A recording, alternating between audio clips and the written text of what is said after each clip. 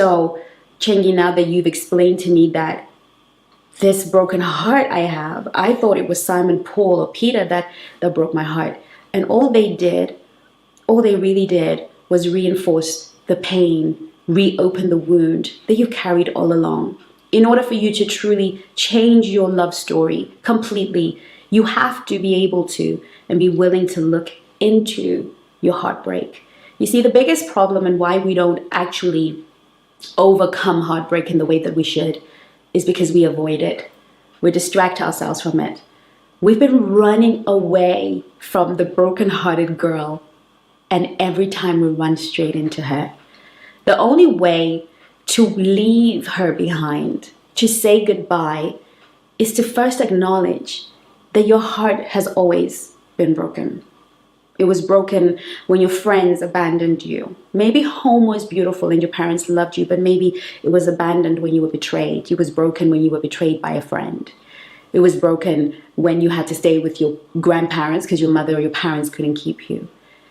We have to acknowledge that this heartbreak, for many of us, is an old wound. It's so familiar. We just managed to distract ourselves from this heartache. We just managed to preoccupy ourselves with our careers, with new friendships, new love, dating, beauty, all of it. But in the end, here we are watching this video heartbroken and thinking, why am I so unlovable? What is it about me that I cannot be treated like other women, that I can't just be loved no matter what I try? The first thing you have to do to finally begin to heal this wound is to look at it. Look at it, and as you look at it, feel the feels. What keeps heartbreak in our lives is our avoidance of it.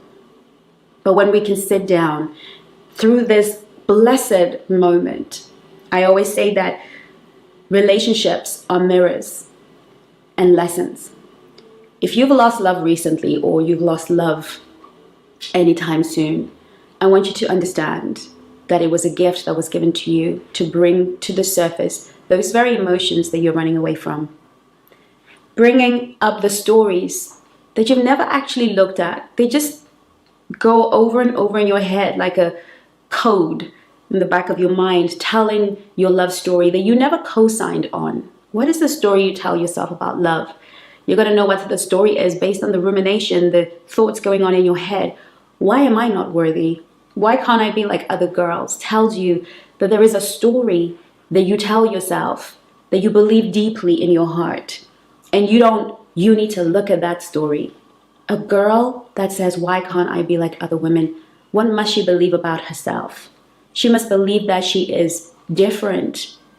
She must believe that she is different in a way that it makes her unlovable, broken in a way that makes her unchoosable. She must believe something about herself. Let's get to the root of that belief. What do you believe about yourself? What have you always believed about yourself? Because if you can get to the root of that belief based on the thoughts that you're having, you can begin to question that belief and say, is that true?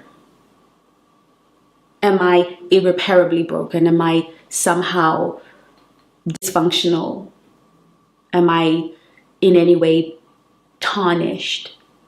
What story have I believed? And when did the story begin? When we can begin to search inside of our own souls and begin to get to the stories, because sometimes it's not one story, it's many stories. And look at the story, and this is really important, not only as a victim, because yes, it happened to you. And yes, you are not the one to blame for what happened to you. But looking at it from a place of reflection to gain insight on yourself. If you can look at your story and say, yes, this happened to me, but what did I make it mean about me? What did I make what my mom did at 5 years old mean about me? At 5, I made it mean that I didn't matter.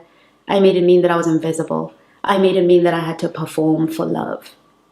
But at 48, right now, what does it actually mean? Reflecting on that situation with my grown brain, what does that actually mean?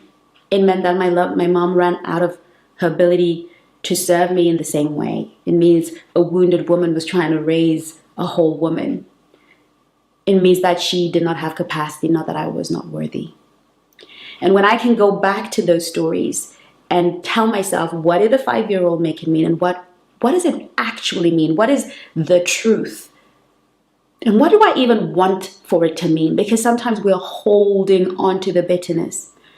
Because if I can come to that story and I can interrogate that story and I can make that story mean something way more empowering than this man who's just walked away. There isn't one, by the way, but there have been many.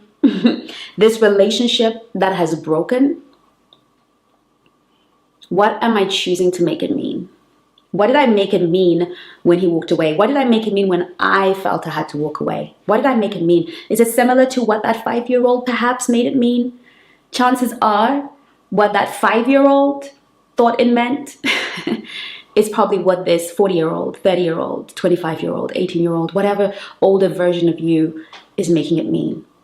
And if you can reflect on that story, on those instances, as a grown-up, at the age that you are, at 70, at 80, and see that you gave it the wrong meaning, then you are fully capable in this moment of looking at this love that feels lost, this love that hurts so bad to lose, and tell yourself what it actually means.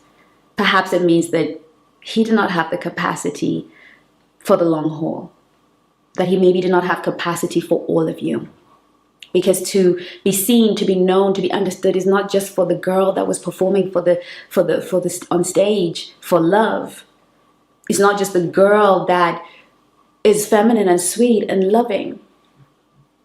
Sometimes to truly be seen, to be known, and to be loved is for the girl who sometimes loses her temper, and sometimes she has her guard up, and sometimes she forgets that she's being a bit sarcastic and a bit rude. She's not saying all these things are right, but to be loved is to be loved when you're not flawless. To be loved, to be seen, to be known, to be understood is to be seen as all of you. The parts of you that don't always say the right thing at the right time, don't always respond to the right things at the right time, don't always sleep with a guy when you should, don't always, whatever rules you've given yourself. Sometimes some people don't have capacity for all of you. What can you make that mean? Can you make that mean that you're so rotten, so horrible, that you are unlovable? Or can you just make it mean that some people's hands are too small, they just can't hold you? Some people's hearts have got so much of their own heartbreak that they don't have enough space or enough room for you. Can you make it mean that?